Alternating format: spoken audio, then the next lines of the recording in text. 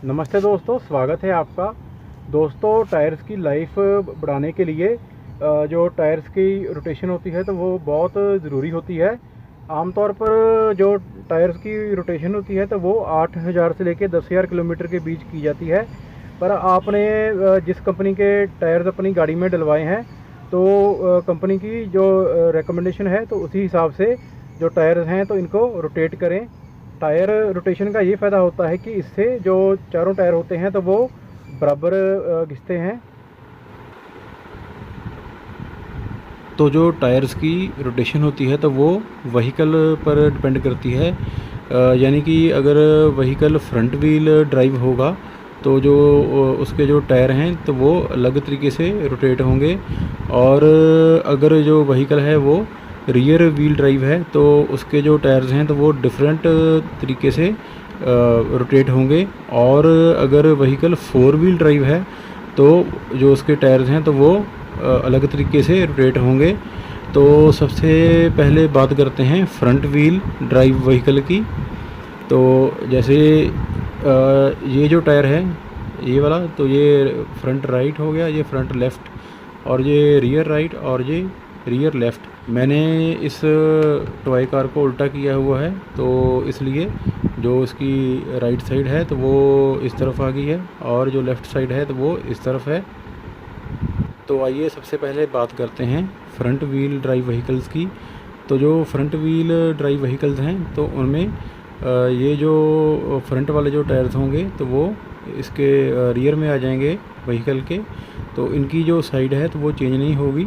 जैसे ये जो फ्रंट का जो राइट वाला टायर है तो वो रियर के राइट में आ जाएगा, और जो फ्रंट के लेफ़्ट में जो टायर है तो वो रियर के लेफ़्ट में आ जाएगा।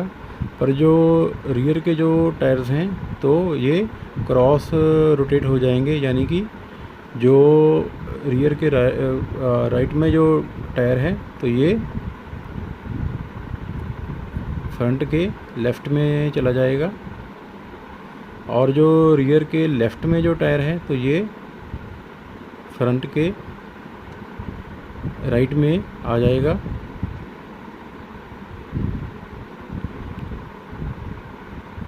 तो जो फ्रंट व्हील ड्राइव व्हीकल्स हैं तो उनमें जो टायर्स की रोटेशन है तो वो इस तरीके से की जाती है। तो अब बात करते हैं रियर व्हील ड्राइव व्हीकल्स की। तो जो रियर व्हील ड्राइव व्हीकल है तो उसमें जो ये रियर के जो दोनों टायर्स हैं तो ये फ्रंट में चले जाएंगे। तो इनकी जो साइड है तो वो चेंज नहीं होगी।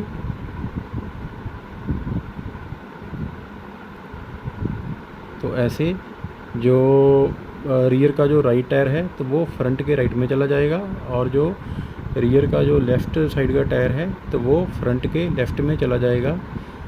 तो यहाँ पर जो फ्रंट के जो दोनों टायर्स हैं तो वो क्रॉस रोटेट होंगे, यानी कि जो फ्रंट के जो राइट में जो टायर है तो वो लेफ़्ट में चला जाएगा रियर के, और जो फ्रंट के लेफ़्ट में जो टायर है तो वो रियर के राइट में चला जाएगा। तो ऐसे जो रियर व्हील ड्राइव व्हीकल्स हैं तो उनमें जो टायर्स हैं तो वो रोटेट किए जाते हैं। तो जो फोर व्हील ड्राइव व्हीकल्स होते हैं तो उनमें जैसे ये फ्रंट के जो राइट वाला टायर है तो ये रियर के लेफ़्ट में आ जाएगा, और जो रियर के लेफ़्ट में जो टायर है तो वो फ्रंट के राइट में चला जाएगा। और ऐसे ही जो फ्रंट के जो लेफ़्ट में जो टायर है तो वो रियर के राइट में चला जाएगा, और जो रियर के राइट में जो टायर होगा तो वो फ्रंट के लेफ़्ट में चला जाएगा। तो ऐसे जो front wheel drive, rear wheel drive और जो 4x4 व्हीकल्स होते हैं तो उनमें जो टायर्स होते हैं तो वो रोटेट किए जाते हैं। तो मैं इस प्रोसेस के बारे में एक बार आपको और एक्सप्लेन कर देता हूँ।